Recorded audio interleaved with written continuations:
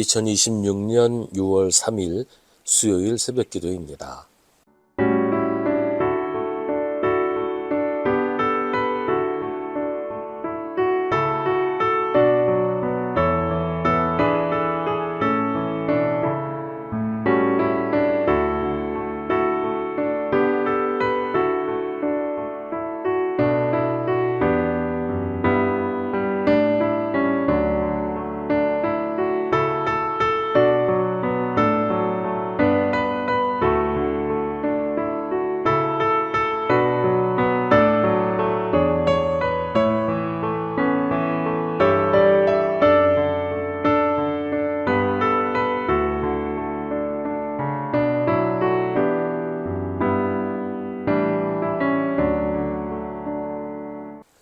아모스 7장 1절부터 9절입니다. 주 하나님이 나에게 다음과 같은 것을 보여주셨다. 주님께서 재앙에 쓰실 메뚜기 떼를 만드신다. 두 벌가리의 씨가 움돋을 때 곧 왕에게 바치는 곡식을 거두고 나서 다시 두 번째 뿌린 씨가 움돋을 때이다. 메뚜기 떼가 땅 위의 푸른 풀을 모두 먹어버리는 것을 내가 보고서 주 하나님 용서하여 주십시오. 야곱이 어떻게 견뎌낼 수 있겠습니까? 그는 너무 어립니다. 하고 간청하니 주님께서 이에 대하여 뜻을 돌이키셨다. 그리고 주님께서 말씀하셨다. 이것이 이루어지지 않게 하겠다. 주 하나님이 나에게 다음과 같은 것을 보여주셨다. 보니 주 하나님이 불을 불러서 징벌하신다. 그 불이 깊이 흐르는 지하수를 말리고 농경지를 살라버린다. 이때 내가 주 하나님 그쳐주십시오. 야곱이 어떻게 견디어낼 수 있겠습니까? 그는 너무 어립니다. 하고 간청하니 주님께서 이에 대하여 뜻을 돌이키셨다. 그리고 주 하나님이 말씀하셨다. 이것도 이루어지지 않게 하겠다. 주님께서 나에게 다음과 같은 것을 보여주셨다. 다림줄을 들이우고 쌓은 성벽 곁에 주님께서 서 계시는데 손에 다림줄이 들려 있었다. 주님께서 나에게 아모스야 내가 무엇을 보느냐 하고 물으시기에 내가 대답하기를 다림줄입니다. 하니 주님께서 선언하신다. 내가 나의 백성 이스라엘의 한가운데 다림줄을 들이워 놓겠다. 내가 이스라엘을 다시는 용서하지 않겠다.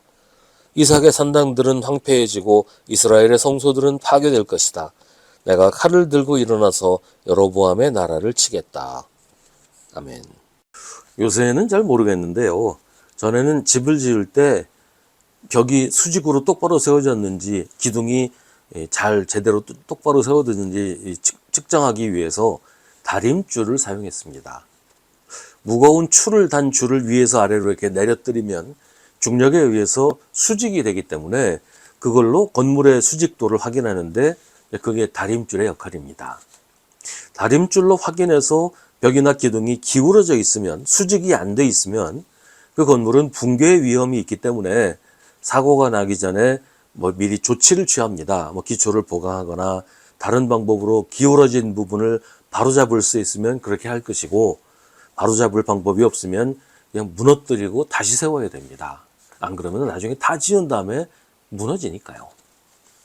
성경은 하나님께서 우리의 믿음을 측정하시는 것을 다림줄을 들이우시는 것으로 비유합니다. 그런데 무엇을 측정하실까요? 우리 마음의 생각, 우리 가슴에 있는 믿음을 측정하실까요? 물론 하나님은 그걸 보시죠. 그거 가지고 측정하시겠죠. 하지만 눈에 보이는 우리의 행실을 측정하십니다. 우리가 하나님의 뜻대로 살아가고 있는지, 잘못된 일을 하면서 하나님을 거역하고 하나님의 뜻을 왜곡하거나 회방하고 있는지 하나님께서 하나님의 기준으로 판단하신다는 겁니다. 지난번에 우리의 믿음은 삶으로 드러난다고 했습니다. 우리의 삶을 보면 우리의 믿음이 보입니다. 사람은 잘 못 볼 수 있어요. 그러나 하나님은 확실하게 정확하게 판단하십니다. 다림줄을 들이워 보면 금방 드러나거든요. 오늘 말씀에서 주님께서 재앙에 쓰실 메뚜기 떼를 만드시고 불을 질러서 징벌하신다고 합니다. 하나님이 이스라엘의 믿음, 이스라엘의 삶을 측정하시니까 불합격되어서 이대로 두면 무너져 버릴 것이니까 심판하신다는 거예요. 그런데 오늘 말씀에서 아주 중요한 장면이 나옵니다. 아모스가 그런 것들을 보고서 하나님께 이스라엘을 용서해 달라고 간청하는 것입니다. 2절에서는 주 하나님 용서하여 주십시오. 야곱이 어떻게 견뎌낼 수 있겠습니까? 그는 너무 어립니다. 하고 말합니다. 5절에서는 주 하나님 그쳐 주십시오. 야곱이 어떻게 견뎌낼 수 있겠습니까? 그는 너무 어립니다. 하고 간청합니다. 그랬더니 하나님께서 뜻을 돌이켜 심판하지 않기로 하십니다. 이것이 이루어지지 않게 하겠다. 이것도 이루어지지 않게 하겠다. 이것이 우리에게 대단히 중요합니다. 다른 사람이 심판받는 것을 당연하게 여기지 않고 그를 위해 간구하는 것이 우리의 기도여야 합니다. 나 혼자 구원받고 살면 된다. 남들이야 자기 죄값을 치르는 거니까 내가 알 바 아니다. 그건 하나님이 하시는 일이니까 내가 간섭할 일이 아니다. 그건 하나님께서 기뻐하시는 모습이 아니라는 거지요. 어떤 사람들이 예수님을 찾아와서 빌라도가 갈릴리 사람들을 학살해서 그 피를 그들이 바치려던 희생제물에 섞었다는 사실을 알려줍니다.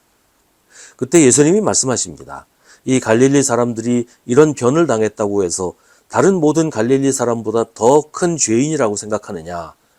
그렇지 않다. 내가 너희에게 말한다. 너희도 회개하지 않으면 모두 그렇게 망할 것이다.